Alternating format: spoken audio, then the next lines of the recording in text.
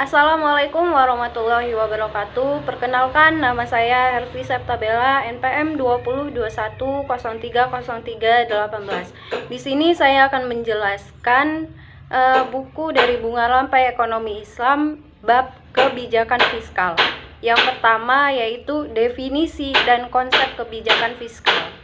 Kebijakan fiskal adalah kebijakan ekonomi yang digunakan pemerintah untuk mengelola perekonomian ke kondisi yang lebih baik dengan cara mengubah penerimaan dan pengeluaran pemerintah. Di sini ada fungsi kebijakan fiskal. Yang pertama ada pemeliharaan terhadap hukum, keadilan, dan juga pertahanan. Yang kedua, perumusan dan pelaksanaan terhadap kebijakan ekonomi. Yang ketiga, manajemen kekayaan pemerintah yang ada di dalam BUMN. Yang keempat, intervensi ekonomi oleh pemerintah jika diperlukan. Nah, di sini saya akan menjelaskan yang selanjutnya yaitu bentuk kebijakan fiskal. Bentuk kebijakan fiskal itu ada dua macam. Yang pertama ada penstabil otomatik, yaitu penstabil bentuk-bentuk sistem fiskal yang sedang berlaku yang secara otomatis cenderung untuk menimbulkan stabilan dalam kegiatan ekonomi. Yang kedua yaitu kebijakan fiskal diskresioner, adalah langkah-langkah dalam bidang pengeluaran pemerintah dan perpajakan yang secara khusus membuat perubahan ke atas sistem yang ada. Dan selanjutnya itu kebijakan fiskal masa Rasulullah. Pada masa-masa awal pemerintahan Kota Madinah, pendapatan dan pengeluaran hampir tidak ada.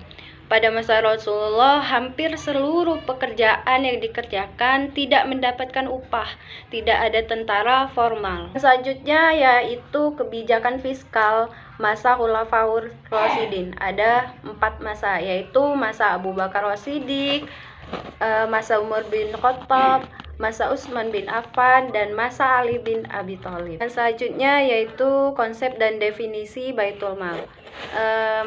Baitul Mal berasal dari bahasa Arab, yakni bait yang berarti rumah dan al-mal yang berarti harta. Jadi secara etimologis Baitul Mal berarti rumah untuk mengumpulkan atau menyimpan harta.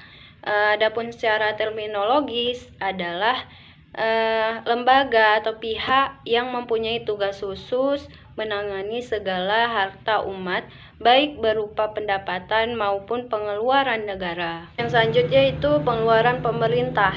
Ada 3 pengeluaran, yaitu wastafel spending, yang kedua produktif spending, yang ketiga transfer spending. Yang selanjutnya itu utang pemerintah.